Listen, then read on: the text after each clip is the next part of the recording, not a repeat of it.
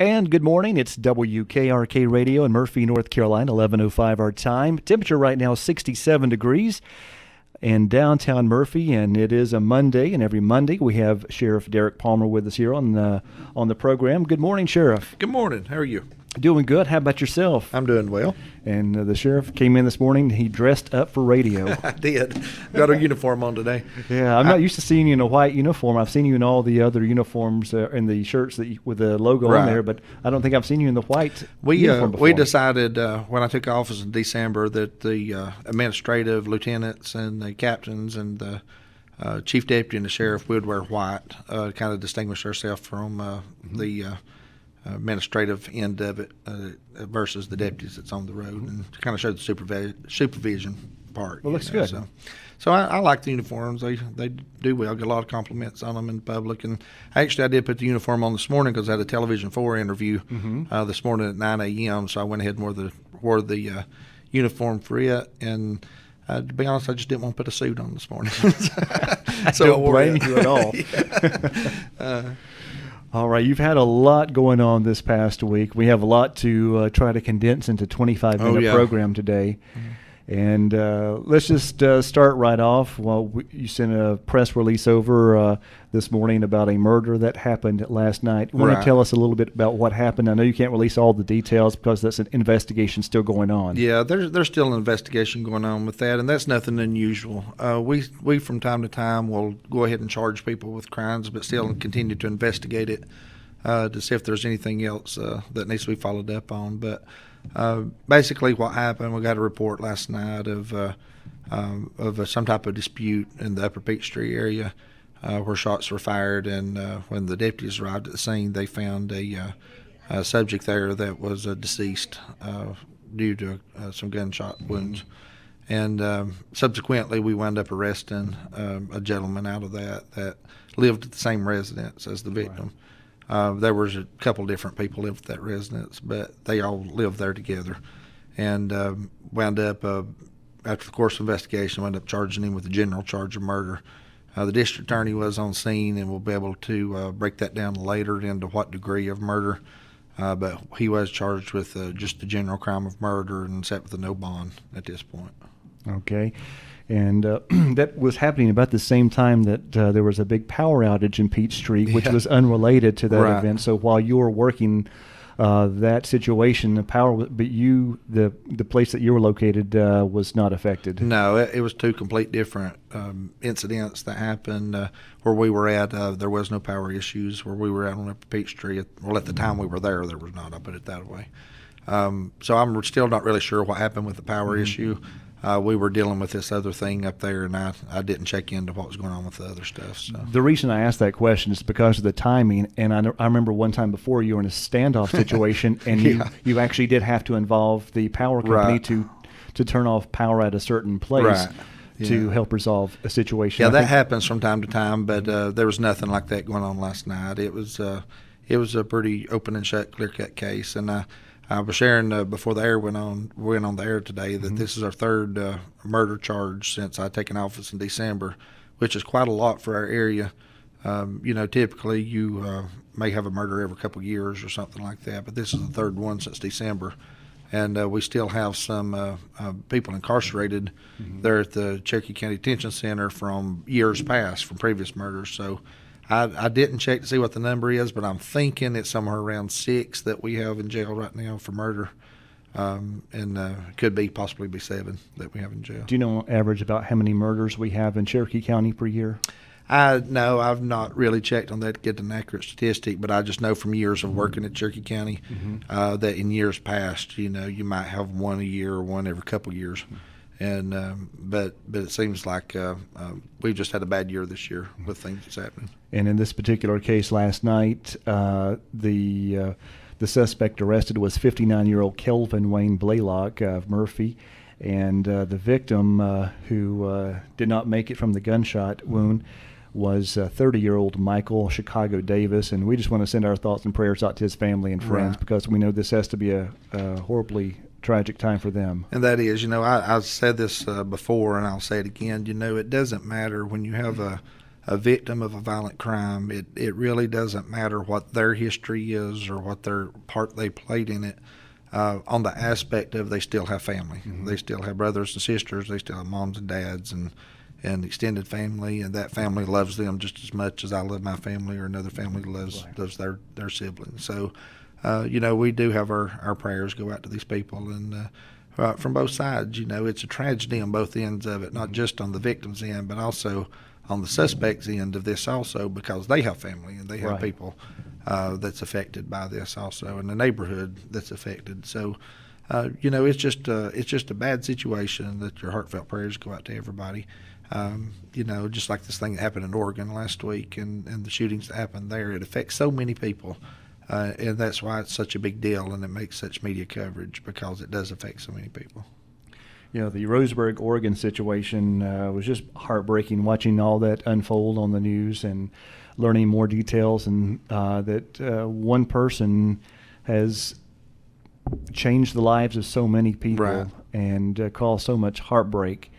And what can you say about that situation? Well, one thing I do want to mention about this, and we talked about it on TV4 this morning, was that, when we have these bad things happen in America, we it seems like our federal government recently wants to wade in and wants to jump in so much on banning guns and gun restrictions and all these things.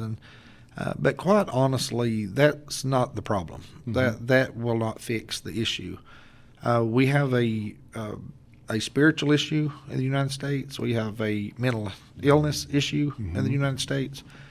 We have a drug issue. We have all these different things that are going on that's driving these things.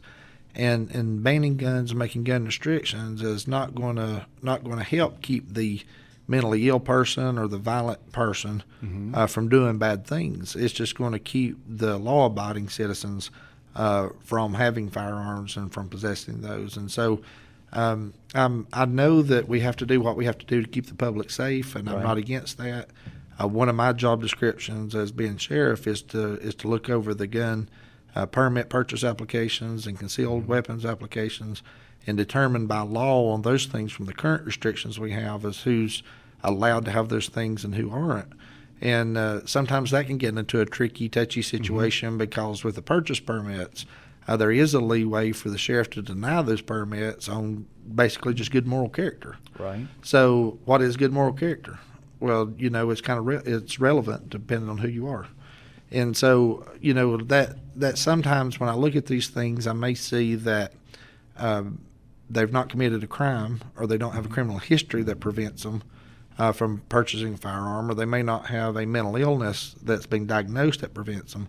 But if I have personal knowledge, if I know that my deputies were out last week at their house because of multiple domestic disputes and because of drug issues and drinking problems and things of that nature, then that may warrant me to deny that purchase permit based on that moral character that I have knowledge of. So it's kind of a balancing act between allowing people to exercise their Second Amendment right to bear arms to defend themselves versus the protection of the public.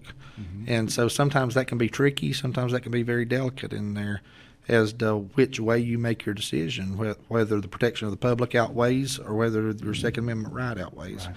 And so it's a hard decision sometimes to make. And that's really tough for us here on our Party Line show too, because I personally believe that law-abiding citizens should be able to carry, purchase. But, for example, this morning a gentleman called in on Party Line to sell a gun, and for, I guess, about 20 years, we don't allow guns for sale on Party Line. Right. Because we don't know if they're a registered dealer. We don't know if we don't know who's going to buy that gun. Right. So we don't really keep up with all the legal possible, what's going to happen. Yeah, exactly. What's going to happen, and who's going to buy that gun? Can people just I think they're sold on yard sale pages and things like that. What does it take to buy a gun now? Well, any time that you purchase a handgun, you're supposed to have a purchase permit to do that. Even if it is from a private individual. The only thing that I know of right now that you can still do without the purchase permit, if it's a family transfer, you can sell that within your family and not without a purchase permit. But still, if you're buying from the street, buying from a yard sale page, all those kind of things, the seller is not supposed to sell that weapon until that person provides a purchase permit to purchase that weapon. Now, that does not apply for long guns. It doesn't apply for shotguns and those kind of things, but it does for handguns. What exactly does the purchase permit? How is that obtained, and they come to the sheriff's office. It costs $5 in Cherokee County to obtain a purchase permit. They come to the sheriff's office, fill out an application. And basically, my staff does background checks, and they do things to make sure they meet the legal qualifications of purchasing a firearm. They pass background checks, mental health checks, those type of things. Once they pass the background checks and say they are qualified, then we look at other things as far as the moral character. Have we been to their house? Have we responded to multiple calls there? Are there known drug dealers, drug users, things of that nature? And so if everything checks out and they pass their background checks, pass their mental health checks, and there's no known history or no reason to deny those permits, then we're issued a permit there at the sheriff's office, and they take that permit to the dealer or to the person they're purchasing that firearm from. Okay, so that's what's supposed to happen. Yeah. Is that happening with people? No. Are they? It is. Well, for most people it is, especially like, say you have a federal firearm dealer where you're going here in town and you're buying from a store. The store cannot sell that without a purchase permit, so they require one. But person to person? But person to person, there's a lot of transactions, a lot of things happening out there that the permits are not being purchased for. And that's why I keep saying, when our federal government goes back and says we need more restrictions, more gun laws, all that does is causes the law-abiding citizen to have more restrictions. Right. The drug dealers, the people out there that's doing the nefarious acts with guns, that's robbing people and killing people and all these things, if they can't get them in a legal means, they're going to get them in an illegal means. So even if they show up at the sheriff's office and say, hey, I want a permit, and I deny that permit, they can still get on Murphy Yard Sale and buy one. Right. Or they can still go to the flea market and buy one under the table, or or from somebody they know. And so you can't legislate morality. You can't force people to be good people. And so that's why I say I think our federal government, instead of trying to make gun laws more stringent, I think what they need to focus in on is the drug problem, the mental health issues, all those type of things within our nation that's going on. And by addressing these issues, by proxy, you're addressing the shootings and you're addressing all these other things that's happening. Question. For example, what if I have a gun that's registered to me? We don't go through the permit process. I sell it to someone and just do person to person, and that gun is used in a crime. What happens? What's my legal responsibility at that point? Well, as of right now, we don't have a registry. We don't have a national registry. We have a history of where that gun was purchased from, what dealer originally sold that gun, but there is no registry requirement. You don't have to register that weapon with anybody. So if you buy permits or if you don't buy permits and sell those, it's basically no registry as to if we find a gun on scene who's last registered owner. We don't have that. So what we have on that scene is when we run that number, if we have no idea who it belongs to, it goes back to the last person who bought it or the one that bought it from a dealer, and then we have to track the gun down that way as who has the gun. Okay, who did you sell it to? Then go to that person. Okay, you don't have it. Who did you sell it to? We have to track it down that way as to what happened with that weapon. Okay, so it's not necessarily like an automobile registration. No, there is no national registry for firearms. All right. This morning we've had a lot of people asking. I know this is a town of Murphy situation, but people wanting to know what in the world is going on at McDonald's. Why is McDonald's closed, and why is there a police car in front of that? So to kind of alleviate some panic by people, just want to give some folks a heads up. Like you said, this is a Murphy Police Department case, so any information that comes from this needs to be released from the chief at Murphy Police Department. But I will tell you this, that there's not any danger going on. It all stems around a larceny that happened at McDonald's. And really that's about all I can say about it at this time. Any other information needs to come through Murphy Police Department. But just to let the people out there know, I know there's daycares nearby, there's businesses nearby. There is nothing in danger. There's no persons we're looking for or anything like that as far as a danger to the community. So if you've got children at daycares, if they're at First Baptist Church or other businesses around there, just know that you're no more danger now than you are any other day of the week. So, all right. So everything's okay. All right. Last week, let's see, today is the 1 week anniversary of The traffic jam of 2015. That's it. It will go down in history Yes. as the historic traffic jam. I had to dust off Sky 1320 to do the traffic reports. Right. Well, I told my chief deputy kind of jokingly, I said, we might want to reconsider getting rid of that helicopter because we need to do traffic control. Do a daily traffic report. But all joking aside, we did expect a traffic jam. We us and the town of Murphy and the Highway Patrol did expect there to be a backup. I will be honest in saying I don't think nobody expected the magnitude of the backup. Nobody expected the amount of traffic that was going to be there. It was one of those perfect storm kind of situations. It was right about the time that school was letting out. Parents were picking up children from school. Businesses like Snap-on Tools was doing their changing of their shift changes, right?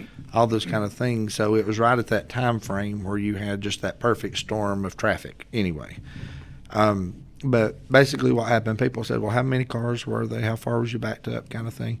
I don't know. This is just an off-the-wall guess. I have nothing to base this on, but probably somewhere in the neighborhood of 10 to 15,000 cars came through on Monday.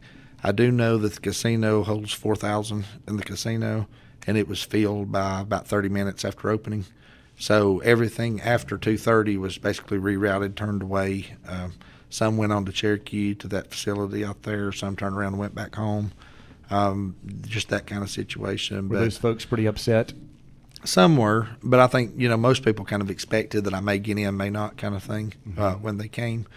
And it was just everybody wanting to be the first up there, be the first to see it, first to gamble, the first to win, those kind of things. And right at grand opening that's really been the only time we've had a problem with traffic, It correct? has. And one of the good things that's happened this week, if there is a good thing that came from it, was the deluge of rain that we had this week. Even through the weekend, we was kind of anxious about the weekend because we felt like that Friday night, Saturday night, and Sunday night, we kind of set the tone of what to expect as far as traffic in Murphy. But with raining all through the weekend, Friday and Saturday, it kind of dampened the spirits per se of the traffic and traffic issues and just your normal traffic that's out. And so we really didn't get a good feel for this weekend. So if this coming weekend is kind of clear, kind of pretty, then it might shed a little bit more light on what to expect, what the normal traffic pattern was going to be. But that one incident on Monday up until I think it was about 6 o'clock in the evening, somewhere along there, 7 o'clock maybe, that was the worst time of it. The worst part was up to about 4:30, almost 5. And then after 5, it started backing off a little bit and dying down. So now that all that is over with, looking back, are there things that we can learn from that to maybe help alleviate for any other big events like that? One thing that we've said from the beginning, I mean, we have said this thing from the beginning. We got the county fair coming up with my mind just went blank. The concert that's going on, Phil Vassar, I think, is coming to sing out there on October 24th. But one of the things we have said from the beginning is holding events like that, our roads are just not suited for it. We just don't have the infrastructure for it. And when you think about this, like what happened on Monday, when you have that amount of traffic come in, traffic was backed up at one point to a dead stop all the way from the casino intersection through Walmart, through Ingalls, through Bulldog Drive intersection. It was at a dead stop almost to urgent care in the curve down at Ledford Street. Then it was congested on out through McDonald's, Arby's, all that through there, all the way to Caney Creek. It was congested, bumper to bumper traffic. So the simple fact of the matter is we don't have alternative routes. We don't have the infrastructure to handle that flow of traffic. So it's just one of those points is when you have that amount of people and that amount of traffic coming, there's just literally nothing you can do. That's why we were trying to urge local people to take the back roads to go through Pleasant Valley, that type of thing. If you're going toward Andrews, kind of bypass some of that traffic to alleviate it. One of the things the DOT did that really helped was to bring the info signs out to try to move all the casino traffic to the right-hand lane. Right. So you can do through traffic in the left-hand lane. That really did help. As soon as they got those signs set up, we started seeing traffic start getting alleviated because the casino traffic was staying primarily in the right-hand lane, and the other traffic was having through traffic going on and going on past the casino. Is that something that may become a permanent feature? Maybe some green signs saying it could, casino and traffic depending right? on what the casino does or what kind of events we hold in Murphy, when we know we're having big events like that. I know it was requested before. We just couldn't get it approved. The Highway Patrol even requested it. of having those signs up in place before the event happened. But I think even with the DOT, they did not expect the amount of traffic that we had. And then when we got bombarded with myself and members of my office and the highway patrol and their command staff calling, wanting these signs up, I think the DOT then did bring them out because there was such a problem. Right. But once those are brought out, it did help. And I think anytime we know we're going to have an event in the future, I think if we could remind them of this and get those signs out ahead of time, that would alleviate a lot of the problems. I know you've said several times before that, we really don't know what's going to happen until that actually gets here. Right. And then once it gets here, we of course do our best to prepare, but we learn from these situations. And that's just like anything that happens, with these shootings, with all these things that's happening, we hope that we never experience anything like that in Cherokee County. We do plan for that. We do prepare for that. We do exercise drills with Robin and emergency management, with EMS and fire and all these different people. We drill for this stuff. But I promise you, and I promise the citizens, that if we have a real event that happens, all that's going to go out the window because you have to adjust with whatever you have in front of you. And it's good to prepare. It's good to have a plan. But the best thing that we have, the best tool we have, is the ability to adapt and conquer and to adapt to whatever's in front of us. So that's the things that Robin keeps stressing when we do these preparations, is that things may change. And so as we're preparing for these things, we have a plan on how to react. But she always throws stuff in there in the middle of it that we don't expect. So we have to change what we're doing. Right. Maybe have to change the whole operation. And to me, that's good planning. That's good preparing. The situation in Roseburg was at a community college. Right. And, it shows what a small world it is. Our engineer, Corey, who is here several times a year, his parents live right across the river from that college. Oh, really? So, they were just not understanding why any of that was happening. So, it was touching folks that I knew on a personal level. But we here in Cherokee County are not immune to that kind of situation. And, we have a community college here. We have local schools here. When things like this happen, do our local facilities become on a heightened alert? Well, I think that anytime we have an event, not just our colleges like for this, but also our school system, everybody takes a look at what you have. And they use these events that happen in these other places to kind of evaluate, if that happened here, are we prepared for that? How would we react to that? And it's just one of those things, like I say, that you never know until it happens, and hopefully it never happens, and hopefully we never find out if we're prepared for it or not. But the problem is, Tim, and it's been a problem for years, it will continue to be a problem, is most people who grew up in this area has the mindset and the philosophy of, this is Murphy, things like that don't happen here. Right. It's not going to happen here. This is the same mindset of these other communities I've had, all the way back to Columbine. And so we have to understand, we have to realize that it's very possible it could happen here, or it's very capable of happening here. And so that we have to have that mindset of being prepared for that to happen. One of the things that we're doing as a sheriff's office is we're getting away from the SWAT mentality of how to handle things with the CERT team that the sheriff's office has, and we're kind of revamping it and redoing it. SWAT is kind of one of those things where you have a situation, you contain it, you bring your guys in, you enter at a certain time, you negotiate, you do all these kind of things, and there's a proper place and time for that. But when you have these type of things that's happened lately with these school shootings, these mass killings, you don't have time to assemble a SWAT team. So what we're doing is we're changing our mindset just a little bit in preparation for this, and preparing all of our officers into a rapid deployment mindset, to where we're equipping them with SWAT equipment and with rifles and with shotguns and with sidearms and ammunition and things they need, to where when an event happens, we don't have to assemble a team, but everybody goes to it, and the first few people you have arrive, there's your team. Go in and take care of it. And so that's kind of the mentality that's changing all across the nation, to how to deal with these quick response issues. There's nothing wrong with having a SWAT team. There's nothing preparing for those hostage situations, because you have times that you need for that. But what we're seeing, the immediate threat today, is those rapid deployment situations where something's happening now, you got to take care of it now, you can't wait.